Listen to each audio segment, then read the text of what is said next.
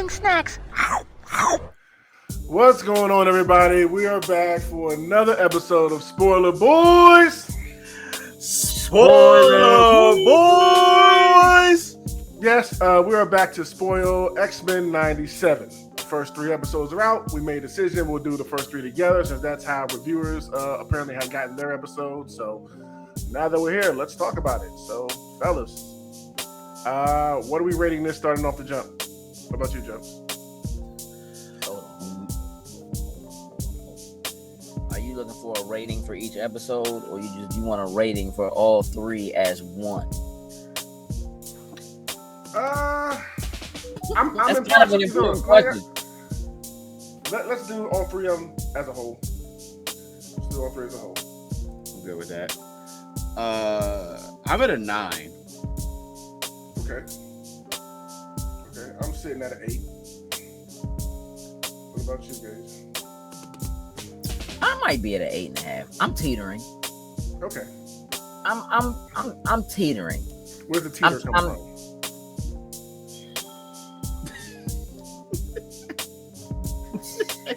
I'm trying not to allow. It's funny because there's a part of me that really wants to try to keep nostalgia from playing a part in what it is. But the whole point of the joint is kind of to play on that nostalgia. Mm-hmm. So, like, as somebody who watched the original show when it first aired, was all about it, was in love with basically this exact version of the X-Men from the comic books already, and then getting that show, you know what I mean, back in the day, having it come back now, it is, I mean, I can speak obviously for my own personal opinion, but I also think it's important to try to be objective for the people who like have no idea, who didn't grow up on it, didn't watch it, it didn't really matter to them, and kind of thinking about it from like an MCU perspective, and like this kind of being possibly a jumping on point for a lot of people into the MCU. And so I'm teetering between the pieces of it that just feel like good old home cooking comfort food, and the pieces of it that are like, why you always put something on my plate I don't want? You know what I mean? Like, what, you know, it's always something, just let me put the stuff on my plate I want to have. And you know, just how that plays out. So like, I think it's good. That's, you know, there's no doubt about that to me. I have some issues, but for the most part, because the person I say I'm interested in hearing what your issues are. Because personally, I enjoyed all 3 episodes. My problem comes with, I'm just coming off revisiting the original. You know what I mean? And I'm glad I did, because that's kind of one of my issues, is the fact that I like what they're doing, but like not giving any sort of recap or any type of thing to the stuff that has come before, and knowing this is a direct continuation from it. Like, there's a lot of stuff that gets missed, I think, in these episodes if you haven't watched the original run. You know what I mean? Like, some references to Sinister and Morph and him and, you know, Jean and Scott. Just stuff with Magneto that's going on. Like, there was a lot of things mentioned, I would say, in these 3 episodes that, because I just watched all the original seasons, like, I got what they were talking about. But I can understand how not coming in, you're missing out on a lot of that information. So, yeah, you know, it's weird. It's a catch-22 because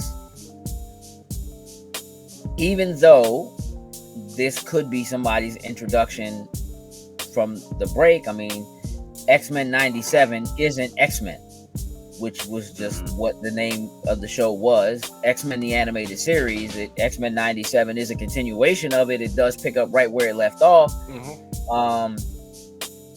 But all of the episodes are available. Like, if this is on Disney Plus, you're watching it on Disney Plus. The rest of it is there.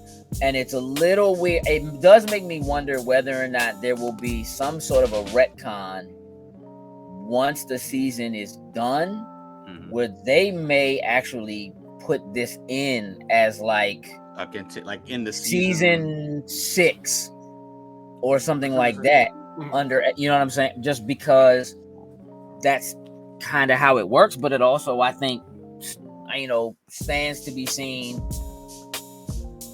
what, how, and or if this has a direct correlation in some way to the upcoming Deadpool movie and the introduction of the X-Men into the MCU, into live action and so forth, and what that really means. I do think that like some of the stuff you're talking about, Sin, as far as like Sinister and Morph and whatever, I think they kind of do a good job of just being like, oh, this dude, like Sinister showing up in this, it seems like it's the first time they've ever met him, like other than Morph, right? Which was a little weird. Like, I'm kind of like where you were talking about like the nostalgia and all that. Like, to me, it felt like they needed to hit the nail on the head for that. Right. Just being the direct continuation from it. So that was one of the things that I was like, where they were seeming like him showing up, like this is the very first time, and Morph seemed like he was the only one that really had a line to Sinister. That was slightly weird, but I don't know if that was just the way that they wanted to portray it, because clearly there's other characters. Like at one point when, I don't want to jump too far ahead, well, Wolverine, says, what, Apocalypse is here? I'm like, damn, like we're already talking about, major villains. At this point, we were only like, at that point, I think that was the end of episode 2, or close to the end of episode 2. But other than that, like, I think the nostalgia piece had to be there, because for you to pretty much use the same, continuing on, keeping the same pieces. I know you said you don't want to let that kind of influence where that score goes to, but I think that had to hit in order for this to be that continuation. I'll be honest, I'm not totally sure that's true, and I only say that because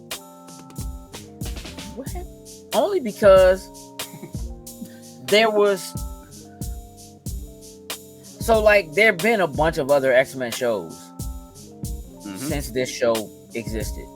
So there are a lot of people who may not have nostalgia for this show, but are familiar with these characters in some manner. Like they may not know more, but like they know Wolverine. Like everybody knows else, right? And even if they watched what we consider the bad X-Men movies, like Apocalypse was a thing, like that did happen, and call the movie good or bad, a lot of people saw that movie. It actually did some numbers at the box office, right? So there are people who are familiar with these characters. So the X-Men is in a weird place, because the nostalgia for X-Men can be different from the nostalgia for X-Men 92, right? So my youngest daughter, who's almost 15, grew up on X-Men Evolution, which she was watching in reruns on Netflix. Like it wasn't even like they were happening at the time, but the thing is, that show was really good. And at that time, the new show was Wolverine and the X-Men, right? And then you also had Spectacular Spider-Man and other shows like that were running on the Disney Channel, Disney XD, whatever, but that show was also introducing characters that were from the X-Men that otherwise you might not have heard of, like a Deadpool or whatever. So it's a very weird place to be in, where yes, there's a nostalgia specifically for the 92 through 96, 97 version of what this animated show was and where it's picking up from. But in terms of people knowing who Magneto is, who Professor X is, who Storm is, who Wolverine is, who Rogue is, again, even if you only ever saw the old, like the live action where Rogue just wasn't the Rogue we really wanted Rogue to be, there are people who know her, know a storyline from her, know Gambit, no Jean, no Beast. So while the nostalgia part for me is a little bit more specific about how I feel about that first run of shows. You know what I mean? Mm-hmm. The nostalgia as a whole for trying to bring the X-Men back into the forefront under the Marvel banner, as opposed to under the Fox banner. Right. Again, in animated shows, it has been Marvel. And those shows, Wolverine and the X-Men, is like, that show is incredible. It was pretty it's incredible and has a lot of the same tropes as this. Professor X is gone. You know what I mean? The team is in shambles. They're broken up. Wolverine got to bring everybody back together. Like, it's a whole, you know, X-Men Evolution, completely different take on it. Teenagers in high school. You got characters that are in that aren't in this, like a Nightcrawler. Like, you know what I mean? So there are people who have nostalgia for these characters. And so even if it's new to them in terms of it not being a continuation, it doesn't mean that they don't get it immediately. And there's a part of me that feels like if you're writing this, you're stuck in the hard place of trying to write characters that people are familiar with, but continuing a story they don't know yet, which is pretty much how comics work anyway. Yeah, like you said, at least the original ones are there that people can go back to and revisit. Correct. And watch. Now, it may be a tough watch because they're so old, but all the information is kind of like there at your fingertips if you want to sit down and go through it. It's a little tough. I know. I just did it. And it was. By the time I was getting in, I was like, all right, come on. So when once I finished, I turned on the new ones. It was a breath of fresh air. Like one thing I want to ask you about, like, what do we think of the animation? Since I honestly kind of like the animation. I didn't know from like the stills beforehand when they were leaking stuff, like how I was gonna feel about it, but actually see it in motion and people talking and action sequences and all that kind of stuff. I like the fact they kept it looking like the original one, but it looks way more polished and updated. I guess if that's the right thing to say. It looks HD. Yeah. Yeah, like it looks. But it still has. I don't know if it's not grainy is the word. It has like a tint or like a hue to it that makes it seem like it's a little bit out of like the 90s type, but like you said, it's like it's super polished, it looks good, but it still feels like you're watching like this 97 type thing to it. I don't know what the proper word probably to use. Maybe like I think it's tint or hue. Like it has a filter. Like it has a filter on. Like a filter almost to give it that presentation to it. I mean, I don't feel that. Yeah, I didn't specifically. Get that I will tell you that watching the first episode of this was, in terms of the animation, was extremely jarring for me. I didn't like it at all. I was like, this is pretty bad. And like, there are definitely things in the animation where they are animating like things that are happening in the show, especially in the opening sequence. There are things that are animated. Like animating on 2s is pretty normal. There's stuff that's like animated on 3s. It felt like, to be honest, when it started, it felt very choppy. It felt very going choppy. Into the ship, like when they're flying with the logo in, and the camera comes into the Blackbird. Yeah, that was a little. I was like, it didn't feel quite right. I think I'm expecting the way that the original intro was shot or done. It was like you said, like it didn't feel like every single frame necessarily was hitting each one of them, but it still felt smooth. Yeah, I mean, the animation of the entire episode, I just was like, this is not working for me. And by the time the second episode, by the time I got I don't know, 6 minutes into the second episode, it like settled in for me. And I was like, oh, all right. You know what I mean? Like it just kind of like cleared, like all of that went away. And now I'm just watching it and watching what's happening. And that's it. I'm good. I'm cool. But the first episode, no bull, watching these characters for the first time in motion that I haven't seen redone in years, because I went back and rewatched the final season of the original show. It just was like, oh no. Oh no, this ain't right. That last season was tough. It doesn't, and again, and this joint, I mean, listen, I'm gonna. Let me throw some complaints out right now. Listen, shout out to Jerry Gaylord, who is an incredible friend of ours who worked on storyboards on this show, but who also is a huge Cyclops stan. Yeah. This first episode, Slim, they try so hard to make Cyclops the most incredible.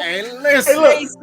That's one of the things I was looking forward to going into this, because I've seen everybody online, Cyclops. Yeah, now you don't get on Cyclops. And I'm like, F that dude. I will wait until I see this for myself.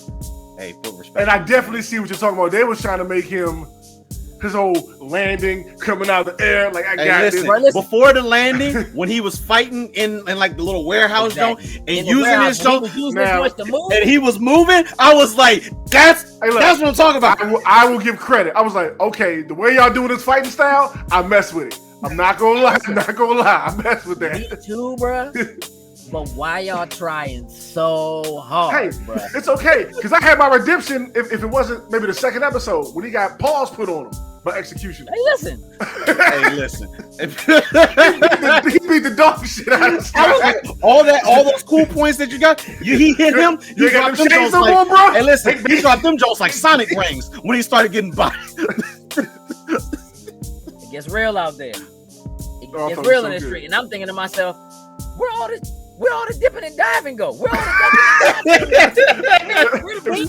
it was straight came off. He was short. What happened? Like, Executioner showed up and showed my man something. I'm just real.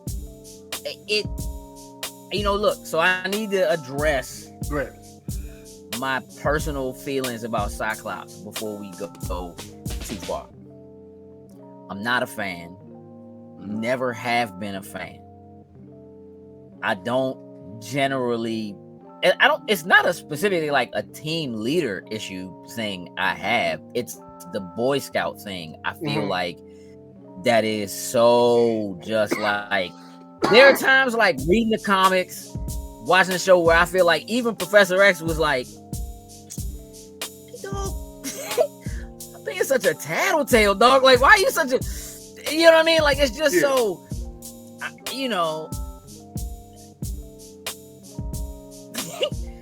But this is what I will say.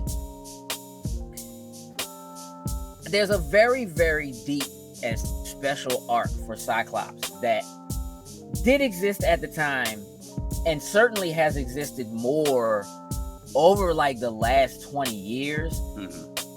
With like what has happened with him in the comics, truly exploring his feelings towards his brother, towards his father, and his feelings toward Professor X, and just kind of following that lead because he had an absentee father, right? As an orphan, he had an absentee father. He needed and was looking for a father figure. He found that in Professor X and treated Professor X and his word like the way, like he just, this is what a father is supposed to be. And they get to that. By the time we get to the end of this third episode, you kind of see it. It feels a little overdone, but Slim's in a tough position. It's tough to be who he has to be. Follow his footsteps. You just had a kid. You got all this stuff going through you. Wolverine constantly picking at you. Hey, bro, you know what I mean? Like, it's just after a while, it's got to just had the kid, and then you pretty much had to let the kid go. So it's like he's literally going through like all these different emotions, like literally within the span of like I don't know how much time passes between the kid three episodes. Got kidnapped by his wife, not wife, like again, he's all over the place. All of that. The dynamic between Scott, Logan, and Charles, where like Xavier and Wolverine are more like equals. Just in terms of like their mature, like again, you got to remember that like technically Scott is a kid. Okay. Teenager, he's very young, right? And so that dynamic where he's team leader, quote unquote, as said by Professor X, Wolverine is one not only used to, it's not that he don't take orders, like he comes from being a soldier, like he knows how to take orders, but he generally has taken orders from people who have experience, who've been through some of the things that he's been through, and like he's more like a father than he is someone who's the son of someone looking to live up to something. Yeah, you know what I mean? For Jubilee like the whole entire time in the original run. Yeah, that's right. That's what I'm saying. Like he plays that role more, and really that like you said that earlier, age gap that they're clearly not that far apart. That Wolverine and Jean thing is like, but there's also that right, that Wolverine loves Jean thing that kind of rears its head again. Hey, how has Wolverine not snuffed Morph? Hey, listen. Morph stay crossing boundaries with Wolverine, but Wolverine he makes me laugh. That's how good of friends, I guess you could say, that they are, that he can dig like that at him, because I'm surprised them claws come out. Morph, you got one more time. Say he did the thing with the whole pregnancy thing with her and everything. I'm like, Morph, crossing some boundaries, bro. I'm just like, that one was a little over the top. In the club too. Just like I don't know. Yeah, I mean, look, first episode, it took me a second to get used to the animation, but then once I do and just kind of see where they come in at, I'm like, all right, Storm is. I like them calling her. Wait, we recognize Storm her was. Mutant. Right, yeah. Oh, well, when they said that, I was like, I like that. I was like, yeah, okay, y'all know what y'all up against. It's a threat, bro. Like, she rolls in. I'm like, where's Storm? Like, they in there fighting, throwing signals around. Like, I'm like, I know she was on that ship with them. Like, where's Storm? Y'all telling me that losing the Blackbird was part of the plan? She just was like, you know what I mean? He just like, Storm, right? Show him the forecast. Dog, you're not cool, dog. Don't try to like have like, shut up. You know what I mean? Like, you know. Yeah, that's not your bag, buddy. I got a little Wolverine on Gambit. I got a little giggle out of that when he tried to do that. Yeah. Storm, show him the forecast. What? Shut up. Like, but Slim, when she shows up, she gets work. Tornadoes, wind, rain in the desert. Lightning striking the sand and turning the sand into glass instantly. Dog, clean. Oh my God, she's a threat. Why didn't they just start with that? This is the thing. That's what I mean. So, like, that is the issue that I have with like just a lot of the again, like, I feel like that would have never happened in the comics. Maybe it would have, but to me, it's just like, hey, dog, just lead with the big thing. Just lead with it. Why y'all even out here playing around? You found Master Mold. Them things like roaches. They swear they keep popping. Hey, listen, them Sentinels were like, they were like zombies. The way that they were coming out of there, I was like, oh, we doing Sentinel zombies out here? Okay. Freaking Mastermind. Yeah, Master Mold. Yeah. Thank you. Like, Mold, yeah.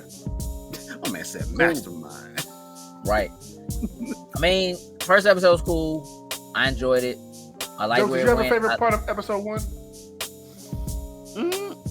Honestly, it probably was the fight. I feel like in the beginning. Yeah, probably so. Just kind of. I feel like it was trying to punch at the nostalgia and like getting everyone together, having them on screen. Getting ready to do the fight scene and everything. Because it's like it's real cool that this is still like 33 minutes. It's like watching it Saturday without the commercials. So there's no time to really just to stop. Like, we don't get those moments where it's just like commercial and then come back to it. So I think that probably is maybe my favorite part of it. We don't need those commercials in there. Your favorite part is the fact that there's no commercials? Hey, listen, 30 minutes, and you think I don't know. I'm not not gonna argue with you. I'm just asking if that's what you're really saying right now. Is that your favorite part of what happened in the first episode is that there were no commercials? Because I haven't watched that show with commercials in a very long time. Just saying. And it's almost hard to even say like in the first episode, just because of the way that these are pretty much done. There's 3 separate episodes, obviously, but I feel like they flow very well behind one another. Like they could almost just take the credits out and just let it be a thing. Yeah, I mean, look, here's the thing. For me, the first episode, you're trying to establish a connection between the old one. Mm-hmm. You have some beats that you need to kind of put in place. You need to kind of reestablish each character and what their abilities are for anybody who might be coming in brand new. So the first episode is like exactly what I expected it to be. It borders on pure corny, straight up. Like just like to me, my X-Men. If you don't shut up, shut up. You know what I mean? That's the name of the episode. Cool. You said it. It doesn't sound good when you say it. But again, we're dealing with the laws of the professor. It's been a couple of months, listen, it's been at least 9 months. Long enough for me to get knocked for up. Some woman that Cyclops ready to pop. You know what I mean? To get very impregnated. So, you know, it's corny. But it's corny because it's like they need to let you see everybody do something with their powers. You need to see Morph. You need to see Gambit charge something. You need to see Wolverine put his claws out 4 times, even though he don't touch nothing or really, you know what I mean, until the end. Like you gotta see Beast be upside down. You got you gotta get those moments. Yeah, every individual character doing that. And so like, honestly, once that's out the way, all right, now we cook it. You know what I'm saying? So the first episode was kind of like, I did like that team up that they teased during the trailer with Wolverine and Gambit. Like when you see the whole thing play out, that's pretty cool. Him throwing the stick to boost Wolverine after charging up, him using Morph to switch the Blob to bounce off of him and shoot up there and cut his head off. Like, okay, that's pretty clean. It's great. The teamwork. The team battle, yeah. You know the teamwork, like, yeah. It made me think of the X-Men Legends games and the Marvel. Facts. And the fact, hey, listen, Morph, they made sure to show you some other characters without necessarily having to put them in to do certain things. And this dude, Morph, literally was just going, I swear he, probably 10 different characters that he turned into. I had a problem with one of those when he switched to Majik, because I don't remember them ever crossing paths in the original one. So like, don't mean he don't know. It don't mean he don't know who she is. It was just one of the things like, where'd you pick her up from? We never saw her. We saw her as a little girl when they first met Colossus, but that's about it. But maybe somewhere down the line, Look, for all we know, even though they're calling this X-Men 97 and it's a continuation, this joint is in a completely different universe, and they may just pull the rug out from under us at the end of this joint, and we'll just be like, yeah. This is why it didn't get called the next season, and it's called X-Men 97.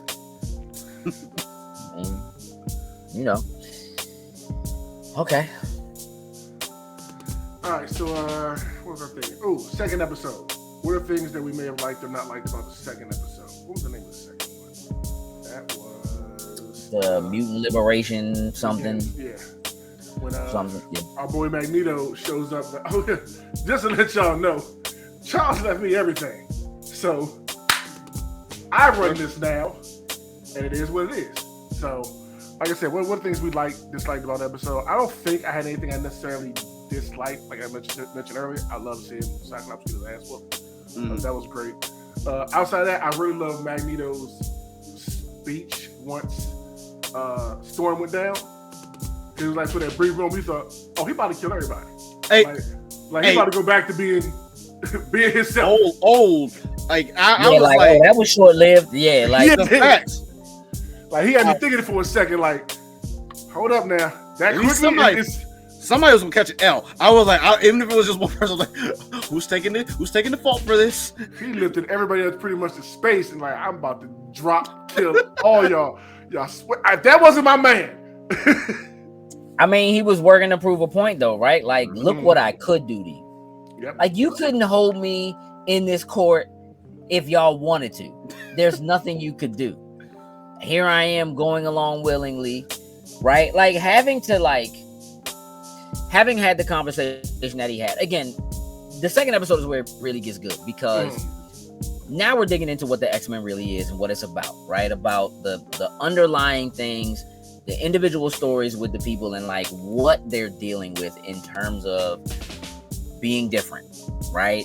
Like all of the claims like right now about X-Men is woke. I'm like, X-Men is this is basically what X-Men has always been. Mm-hmm. And no, it wasn't written that way originally, but for the majority of its entire existence, that's what it's been, right? And so this idea of having Magneto have a conversation where he has to learn that he needs to earn the trust and respect of the people around him, and when they come to arrest him and he's like, when he picks up all they helicopters, that was great.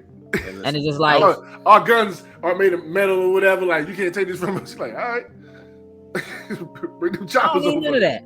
I chop y'all heads off with them rotor blades y'all rolled in on. Like, what are you talking about? Again, that kind of strength. That but then showing the restraint and being like, if I stand down and go with you, would that be okay? So let me do that. And that's when he really begins to earn the respect of your Cyclopses and really everybody else, Rogue and so forth. Listen, bruh, we got to talk about Magneto and Rogue, man. We have to. You know what I'm saying? I knew that. And look, when we was having the conversation the other night, as soon as you said that, I knew what he was leaning towards. I knew it was that. And here's the thing: that's something that I think subconsciously I knew, because for years, like after read, I still would see cover art and all that kind of stuff, and I would see them. I just didn't think of it. I was like, oh, Rogue, Magneto on the cover, but. Just so happens after release, it was a bunch of people complaining online, about X-Men on TikTok or whatever, and that was one of the things people were complaining about. Somebody would just correct them on like, no, that's been the thing like forever. Yeah, that's cover. Mm-hmm. Yeah, and once it came out, I was like, okay. So like the pictures and stuff I've seen throughout years, all that kind of stuff. Yeah, I know her and Gambit's an on and off thing. That's like part of their shtick or whatever. But now I need to know, when did this start, Rogue? I need answers. It happened she said it was a long time ago. I need that flashback. Star Wars. It was a long time ago in the galaxy. I need that flashback. I need it. And look, I think probably outside of the Magneto part I mentioned, but one of my favorite parts of this is when she calls him Eric. Gambit looks at like, it's like, we're on first name basis. Yeah. That's Magneto. You do not call him Eric. I felt Gambit. I was like, who? No, that's the ops. Eric. What the hell are you talking about? Man, listen. Bro been around, bruh. Again, X-Men is so good at like taking these humanizing these super powered individuals. Rogue's story is a story about someone who just, with all of the strength that she has, the speed, the flight, she can't enjoy just regular skin to skin human contact. Just them being in the club and her watching all the people dancing and having that conversation, with Gambit, even in that moment, and him being just being who he always is. Yeah, let you shock me to death if you know what I mean? Like he just, girl, I take off. Like, shut up. Like, all right. But, it is who it is. And he means it, though. You know what I'm saying? Yeah. And she knows what would happen. Again, like, she got her powers in a stressful situation with contact of a kiss. You know what I mean? Like, so it's a thing that she's been afraid of the whole time. And if you can imagine that the only person she's been able to have physical contact with, and they don't have to like leave, it doesn't kill them, drop them to the whatever, is Eric the Magneto Lyncher. with Wolverine in his mouth and get this one. I was like, somebody need to snuff this dude. But Wolverine was laughing, so he made me start laughing. Like, yeah, y'all are just wrong. They don't care. If you're a person who, if you can imagine that the only person on the planet who you can have skin-to-skin contact with is a person whose moral choices are ones you're completely against. But it also feels like the universe is telling you this is the person you're supposed to be with because it's literally the only person you can touch. Yeah. Right? To have that person show up and now begin to act or take on the role of a person whose moral standings you was all in agreement with. Yeah.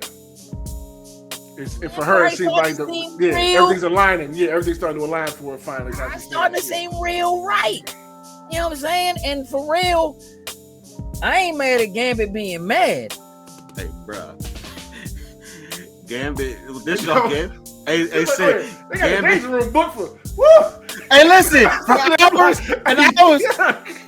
was like, Gambit, just swing on this dude, please, Gambit. Just swing on it for me one time. I feel bad. Hey, saying Gambit is like Yamcha right now. And Rogue that ended up in Vegeta's head. Listen, Magneto showed up with the giant Majin Buu M on his chest this time. I hate that. I hate his outfit so bad. Hey, listen, I actually kind of like that drop. I hate that giant M. Majin Buu M. What you mean?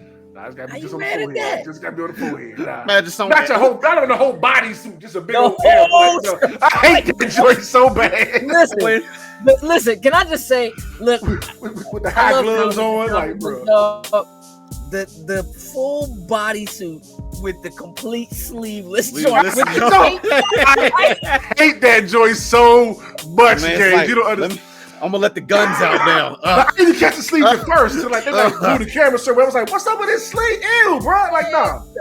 Put on the old joint. Hey, listen, my man be talking with his arms. He be talking with his arms out there. Put on the old outfit, please, bro. Not this one. Oh, he'll get it at some point. I kind of like that joint, bro. I kind of like that joint. I can't stand it. Extra spandex. That joint is hideous. Oh, I am Magneto. I'm Magnus. Yeah, that joint kind of tough. All right, man. So, like, yeah, that second episode. Listen, bro. We're not gonna pretend they didn't just straight up do the January 6th. We about to take over the Capitol joint when they stormed into this joint during my man's. I'm like, yo, they kind of going on this joint. Like, they kind of really. Y'all pretty bold, because y'all know Magneto and the X-Men are all inside. That's the whole point, though. That's their whole point, though. That's why they going. What y'all gonna do? They gotta learn something. Except for Cyclops. He gotta learn something. You just ain't got hands, bro. He did really get whooped worse than anybody else. He did. And then just had to run like, oh, Jean's in labor. Yeah. Get him out of here. Bro, get him out of here. I didn't expect that. I was like, wait. We just saw the ass whooping you took. Yeah, no, we just saw the ass whooping you took. Go ahead and be with your wife right now, bro. We'll take it from here. No, but even in that moment, right? Like, to get to the hospital and to have the doctor be like, yeah, we don't deliver mutant babies. We're not delivering mutant babies. That was funny. That was funny to me. Like, I was thinking the whole entire time, like, that whole scene, probably one of my favorites, having Wolverine be like, when she was like, yeah, he's coming. She's like, what, Apocalypse was here? And then they get in the car and I was thinking, like, Hank would end up delivering the baby. Like, I didn't feel like they were going to go to, like, a regular ass hospital. Doesn't that seem like what you would do? Doesn't it seem like you would just, to me, it's just kind of like, did y'all not see a doctor? Does she not have an OB? Like, like, where is she getting prenatal care from? Beast. And exactly. You gotta be if Beast. It's Beast, then why isn't he the one staying home while she's about to pop out a baby? Y'all stay home just in case. We'll go and handle it. If something goes way left, we know how to call for you. Yeah. It's like, Hank, you stay. Logan, you come. Buck, bro. I just want to keep it a buck. Of all the people to leave in the house with her, because she's pregnant, you leave Wolverine, not Beast. Bro, that's an instant swap. That's an easy swap. No sense. Yeah. Hey, Beast, you're on duty right now, bro. Like Right. you got to be. Don't even take your lab coat off, my guy. Like, Right. like Button it up, he didn't cause mean- This It little just- this little seed could be coming any second now. so right, that which was the means only of all the people to put in the field versus take out of the field. That's probably my biggest issue from just a pure writing perspective in this joint. Like, bro, all right, you wanted the whole like, let's put Wolverine in a panic. Let's take the big tough guy and put him in a situation where now he has to deal with something that makes him uncomfortable and really isn't whatever. And he's got to drive like crazy down the sidewalk, and she's trying to move people out of the way as he's, driving to the hospital. I'm just thinking, y'all don't have somebody on call for this? There's not. And again, I know you want to get to that point. The whole point is for her to get to the hospital, only for them to say, yeah, we're not doing that. Right? Rogue, you take Scott there. She's the only one. She can fly. Right. She got to be there and she got to take him. Right. She takes Scott. Can you take his abilities? Can you learn his schooling right fast? I mean, yeah. She told the Wrap it nurses, up. All right, Doc. Let's go. Hey, get her in the room. At the same time, bruh, why wouldn't them nurses just be like, nah, I saw what you just did to Slim. No.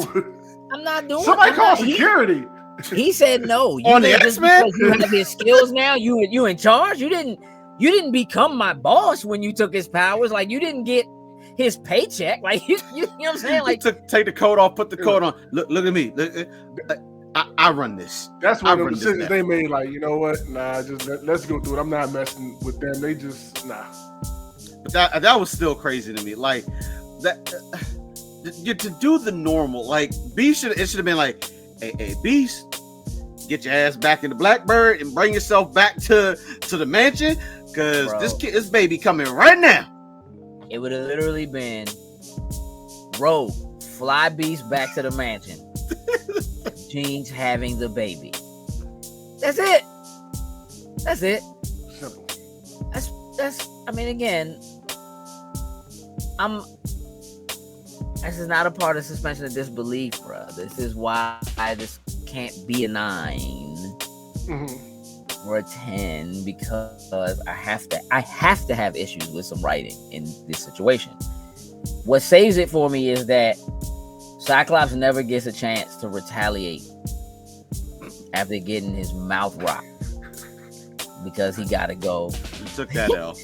You wearing that L. He in there yelling at the doctor with the lip crush. Crack, You know what crack I his mean? frames. On purpose. Straight up. You know, and I get it, right? The whole point of the executioner is to get that single shot off at Magneto, take him down, because if they can take him down, they're pretty good. And instead of it being Magnus, it ends up being Storm, right? And her Another taking great tag that. move yeah, between her, like between her and Magneto. they was getting it. It was like, Yeah. you know, That whole scene, like, obviously with Storm, her it's more than honestly just losing her powers. Like with her, when she put her hand up, she was like, she couldn't feel the breeze, because like she has that connection to obviously the elements and everything. I feel like it's a little bit deeper than that for her, but it was just to see her go through that whole, like, we've seen mutants lose their abilities, lose their powers, and kind of, but for her it was a whole different scenario, different level that she kind of went through. Yeah, Especially coming off the conversation with Jean talking about how she felt bad of not wanting her kid to have power. Neither. So you have to go through everything that they've gone through throughout their life. So which is like, who else are you gonna have that conversation with than the black person on the team? Like, don't get me wrong, like I know Bishop's there, but Bishop don't count. He just got there.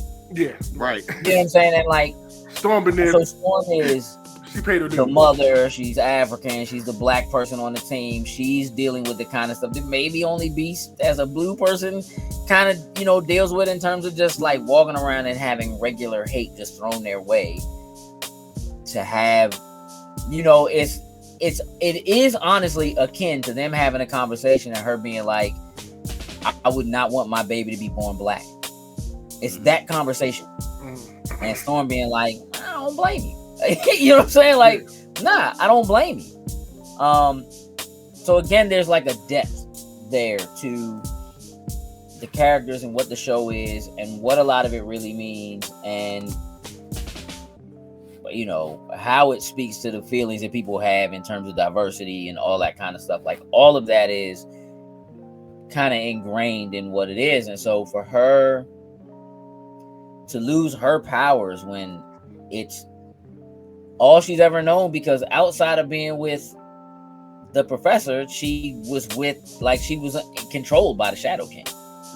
You know what I mean? She was a street thief, and you know. So, but her losing her powers. I mean, it's comic book canon. It does happen to her. It's super interesting to think about where it's going to go because of who technically made the gun that took her powers in the comics. And so it you know, again, it's heartbreaking. And for her to just feel like I can't even be here. I can't be here. Like I don't even belong here anymore. I have to go and just figure out who I am because this is all I know of who I am. So I think it's pretty dope. I think it's a really good. I felt like that was really good, and I think that where it's going to end up going, they don't really touch on it at all in the third episode, but where it's going to go beyond that. I mean, they do it at the very end, but like where it's going to go beyond that, I think is going to be extremely important. Like I'm like super excited to see what happens following that. So the second episode is way better than the first episode. It's way better than the first episode. It just is. It just feels like they settled in. They know what to do now. And they've gotten past all of the like, we need to reintroduce all of these people again. Now let's just get to doing it. You know what I'm saying? And for real, I have to just take a moment to say that I appreciate the time that we're in, where this show going to Disney Plus, as opposed to going to, you know, if anything, this was a show that would have ended up on like Disney XD, would have been on kids television, Saturday morning cartoon kind of thing. They're allowing a level of action, fighting, attacking, and striking, and blood they definitely would not happen any other way. And I think that is going a very long way. I mean, this dude Morph turns into Lady Deathstrike and just slice a guy. Turns into Psylocke. You know what I'm saying? It's just like, my man's just out here just for us, bro. Like, Spiral is out there just for us, to make us feel like, yeah, I know who that is. Oh. You know, but the people who don't know, who that? Who that? Who is that? So look, you know what I mean? It's kind of dope, right? Because I could have lived without Morph being around. I like that they basically make him look like he ended up looking in the comics. Again, Morph was created for the show. And then eventually making his way to the comics, and in the comics his face looks more like it does, where it's kind of like he was just like nothingness, Play-Doh, like like, you know, which I actually like that they, you know, they went that route with him. Yeah, that's cool. The second episode was way better than the first episode. All right, what are our thoughts on the third one? Fire Made Flesh. This was the episode threw me off in a good way, because this is when we started getting in territory that I'm unfamiliar with, but I'm excited. Yeah, like, hey, bro. Hey, Goblin Queen.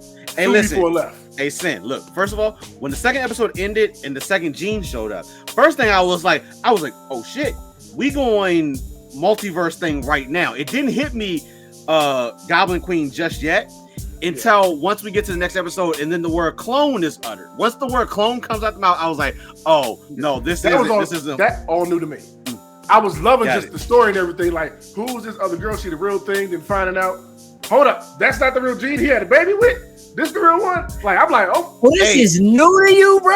Yeah, this all dead ass new to me. This all new to me. Hey, dog, listen, I don't know how. I know a little bit more to Sin does when it comes to that. Friends to this dog. Who are you? No, because it was a certain part. It was at a certain point where I stopped like reading comics or whatever. So it had to be around this point because I know who she. I was just locked into the episode. Like, what's happening? This is older than that. Like this, like the whole like you have no idea of Madeline Pryor, none of that. You don't know any of that. No, this is all brand spanking new to me. So I was just on a roller coaster, like let's go, like let's go. So look. All right, so hold on. I mean, I know you're familiar with Cable, so you just don't know Cable's backstory.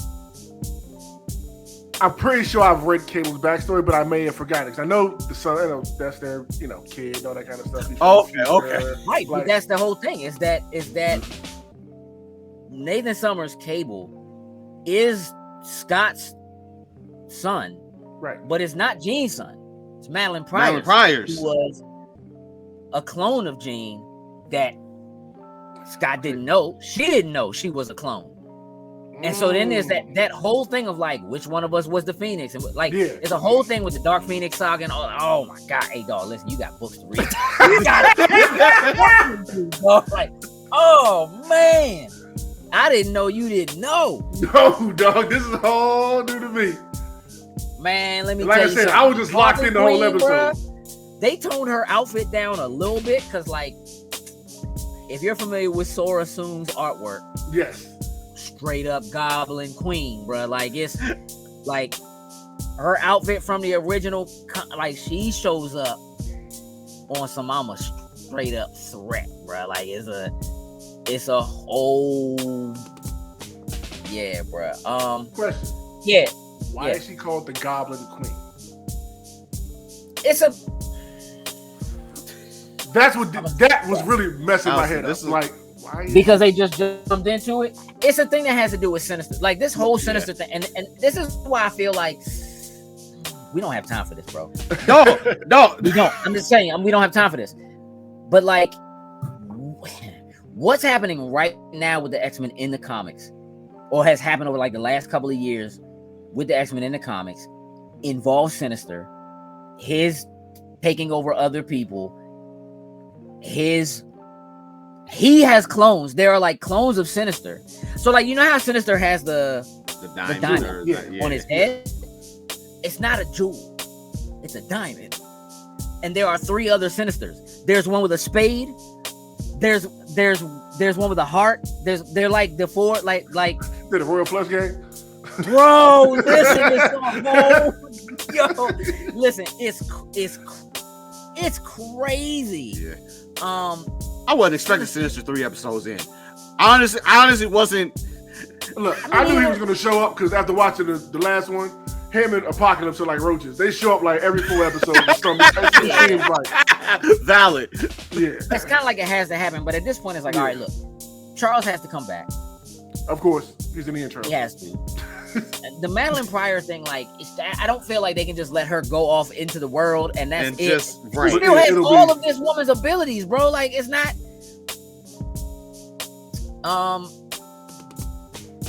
Storm and Forge. Mm-hmm. So, like, Bishop is like, yeah, I know somebody in the future who might be able, like, he made all my time tech, whatever.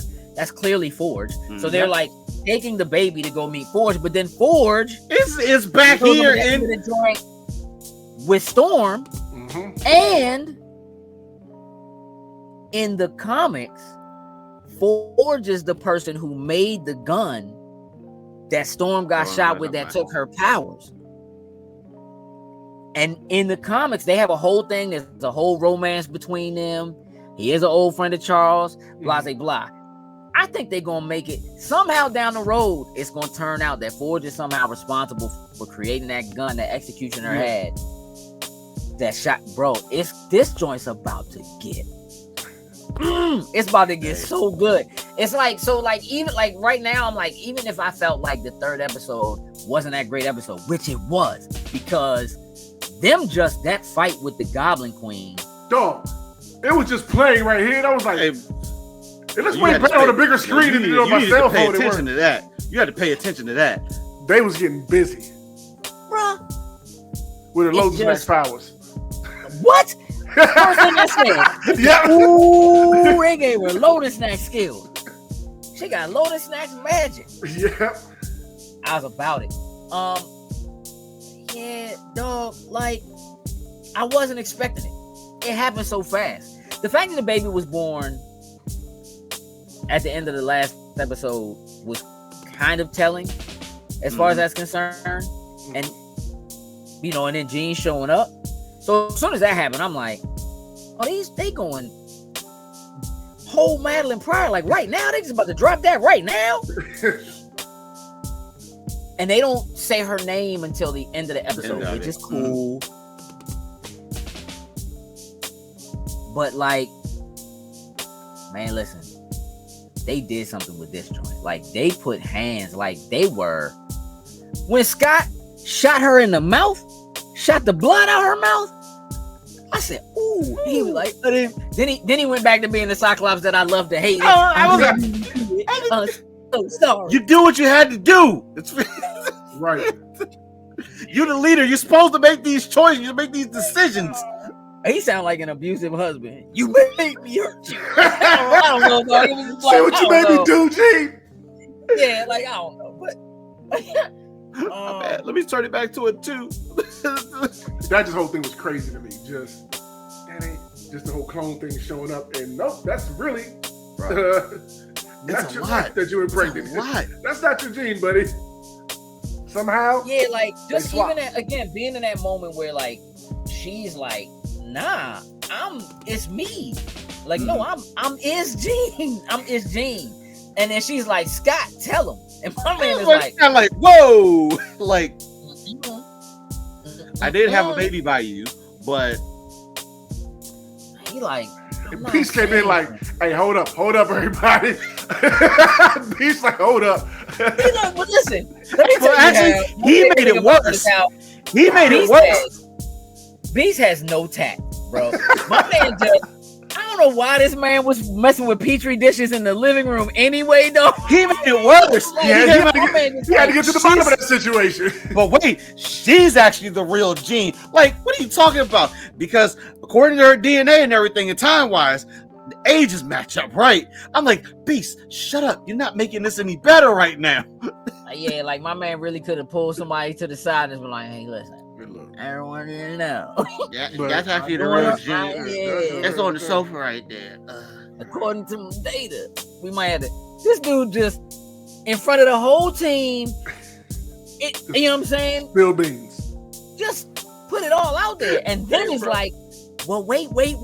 Everybody, no, dog, you said it now. Yeah. You let the cat out the bag, bro.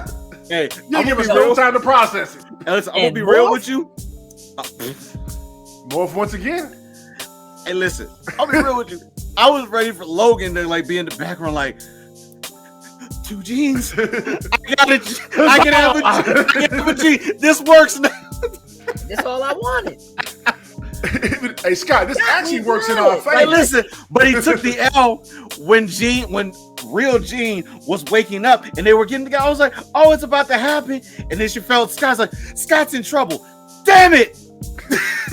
My man was like, focus on me, Gene.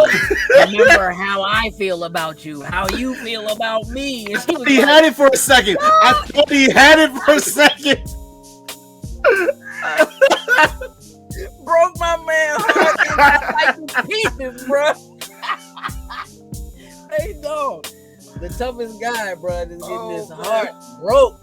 But yeah, that joint. I'm gonna tell you what. This show, what I'll say is what I love about the original show, and where I feel like this show is going and doing extremely well, is in, again, hitting on and identifying the things that make them human characters so that people can identify with them, right? So like, yeah, Storm is this goddess, but like you really feel for her. 100%. The first time when she jumps from the thunder in the rain, and it's like, yo, that's never, because she's always she would know, right? Like this the first time in her life that like she's ever been afraid of lightning and thunder, and that was enough to make her be like, I gotta leave. You know what I mean? I'm about to write this letter. Y'all gotta go. You know what I mean? Oh, and in the third joint, when fake Gene walked away and was like, Storm would have believed me. I was like, hey, damn. He just throwing joints at everybody in the room. Lob. Just lob it. I don't know. I feel like Storm would have been in that joint. For real, for me, I was like, man, I don't think you can speak for Storm like that. Like, I don't know who you think you are, but I feel like Storm would have been like, I don't know, Other Gene. Other Gene. I don't know, Other Gene. You know what I'm saying? Hey, listen, Beast did the test, and that's my man Scott went to go get his baby. I can take him. Nah, he good. He all right. He did the straight. Like, listen, you talking about the whole wife husband cold shoulder joint? Nah, he good. I got him. You don't you ain't gonna back me up. You don't know me. My man said, I don't know what to believe. Get out. Yeah, that joint, bruh. I'm it's getting good, man, and I'm feeling for these characters, and like we ain't even really get no Jubilee, bro. Jubilee, when these joints started like they did the ring joint, and that like demon joint was crawling out of the TV, and she hit she split that thing wig open, and then that joint got up. I said, "Oh, this." I was like, "Whoa, TV! This is not Saturday morning cartoons. We here now." You know what I'm saying? We like teetering on Adult Swim right now. I had a double take at it for a second. I looked. I was like, "Wait, was that the brain?" I was like, "Is that like half?" I'm like, "What?" My man Bishop said, "Hit me, Scott." Took all of that. I said, "Ooh, Marvel team up. Let's go." My man, all the team ups were dope. All the team ups were dope. Hopefully, kind of keep those coming. Those are pretty cool. Yeah, man, I'm excited for where it's gonna go. I'm in 100% again. I have my predictions just based on what I do know about comics, but I really think they are getting ready to try to really lean into like things that are happening in the comics, things that are happening in the MCU, and I think they're gonna try to lean directly into Deadpool. Coming out of this joint. And how many episodes is this total? Is it 8 or 10? It's only 8. 10. I think it's 10. I believe it's 10. I do believe, because I do believe the last 3 episodes I think are all, it's like a part 1, part 2, and part 3. I think I did see the titles for them. Yeah, the other thing is the title sequence changes every episode. It has every episode so far. Like the order that they show the characters in, what characters they show, scenes they show. Like in the beginning of the one before the 3rd episode, there's that scene that comes from like one of the first episodes in the original series where like Magneto is floating above them and they're being protected in the shit. Like that's straight out one of the old episodes. Like the first episode, when you watch the intro, there's the whole joint with Sinister showing up in Morph's eyes. That's not in the intro in the 2nd episode. It's not the actual intro is changing every episode.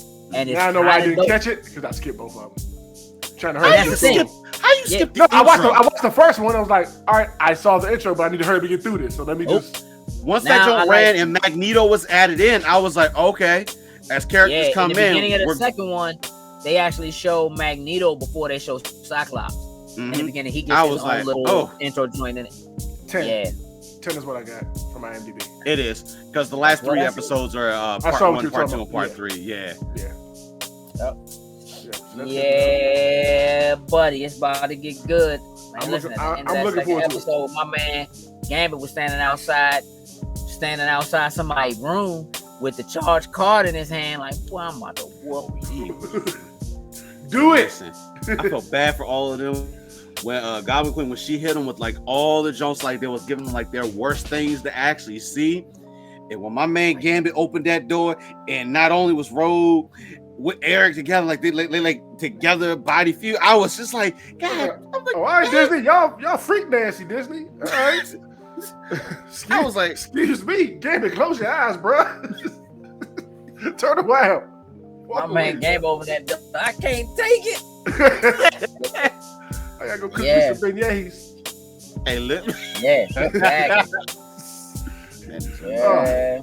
So, do we still feel our original numbers? Are they the same? A 9?